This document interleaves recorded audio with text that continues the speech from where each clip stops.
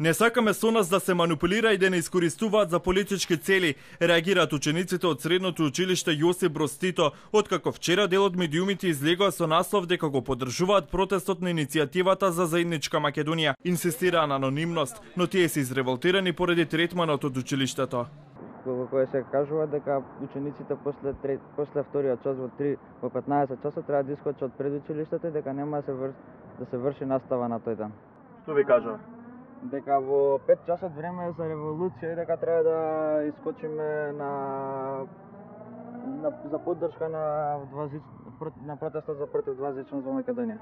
Тие се жалат дека откако почнаа протестите, учениците од Скопската гимназија постојано се ослободени од часови после 15 часот, но немаат образложение зошто. Директорката на Јосип Броз Тито, Татјана Стоева Дуева, демантира дека дала наредбата да се чита соопштение во кое вчера на учениците им било наредено да излезат во дворовите. Дуева тврди дека само била информирана од колегите. Најостро демантирам дека е дозволено од моја страна и секој кој го тврди спротивното ќе биде подложен на санкции. Сето ова што го изјавувам го зборувам пред се како родител, некако предпоставен на воспитно-образовна институција. Секако дека не дозволувам децата да одат на протести. Тие се најбезбедни кога се во училишните клупи. Родителите кои што ги контактираше Телевизија 24 наостро го осудуваат начинот на училиштето со кој ги принудили учениците да протестираат. Не сакаат да зборуваат јавно поради безбедноста на децата. Представки стигнаа до првата детска амбасада Мегеши.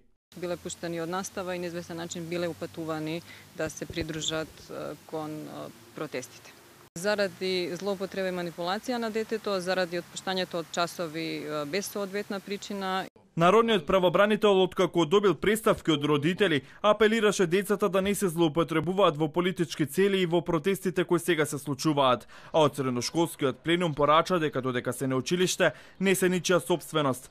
Во други училишта пак беа забележани плакати со написи дека ќе се казнува ако не се знае албанскиот јазик, како и повици за бојкот на наставата за време на големиот одмор. Инаку директорката на Јосип Броз Тито е донатор на партијата ВМРО-ДПМН и ова не е прв пат деца од ово училиште да се пожалат на притисоци кога се случуваат протести.